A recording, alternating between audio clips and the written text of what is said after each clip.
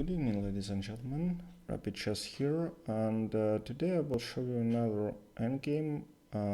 This is opposite color bishop endgame. So there are a lot of endgames with opposite colors which end up in a draw, but this is not the case actually. So if you look at it, we can find that this c7 is is close to queening, and also black has h5 pawn, which is quite dangerous if black bishop moves somewhere, then it can promote. So how would you play in this position? So definitely if we remove all these pawns except for c7, then it's a dead draw. So sometimes you have to give up a pawn to win.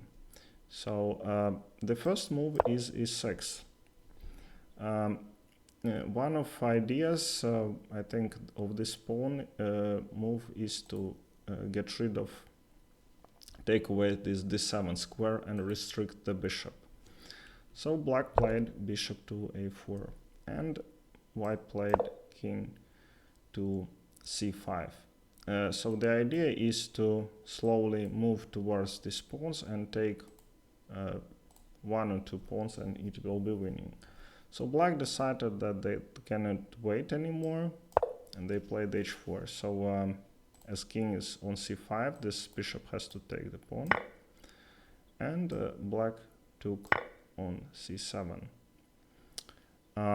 So what's the next move for white? Yeah. Actually, there is only one move which wins, and it's king to d5. If you play king to d4, if we don't want to be in check, so king d6 attacks this pawn, and after d7, king e6, and it's a draw. Yeah, we cannot win this pawn, and if we go around with our king, then black will play king to f7. So there is a rule. If you trying to win, then keep your pawns on the squares of opposite color bishop. Yeah, so this pawn on e6, and you don't want to play e7 until you're like 100% winning. So king to d5, bishop to c2, defending, king to e5, bishop to d3, and king to f6. So now white wants to put king closer to f7 or f8, and then move pawn and win a piece. So bishop to c4, it has been played. If black plays king to d6, then it is e5, bishop to b5, defending the e8 square, but king f7 is just enough to win, because this pawn will be protected. Alright, so king f6, bishop to c4, and in this position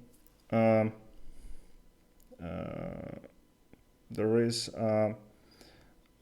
again a mistake probable by white. If white plays e7, then again it's a draw, the same for the same reason, because king will go here, takes, and with king to e8, just this bishop will go back and forth, and no matter what you do, you cannot get rid of this king from e8. So even winning the second pawn is not a guarantee to win.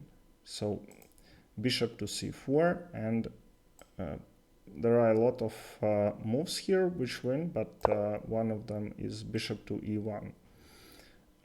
Basically forcing black to play, to make a move. Yeah.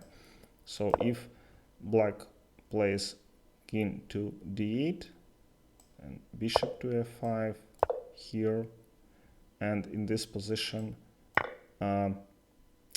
white already can take the pawn. The difference here is that this pawn remained on e6, and if black plays just stands here, then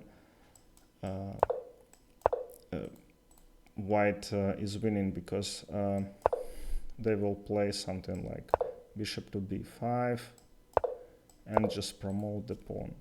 Yeah. So it's important for white player to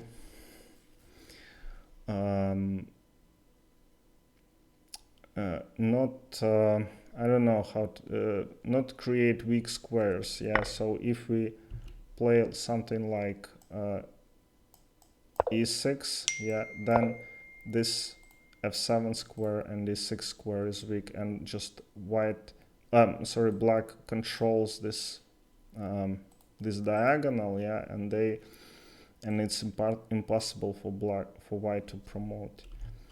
But until we don't allow the c7, so here, for instance, yeah, you see that on light square this opposition is not possible. Yeah, so no matter what black does, this pawn moves ahead and wins. All right, thank you very much, and see you next time.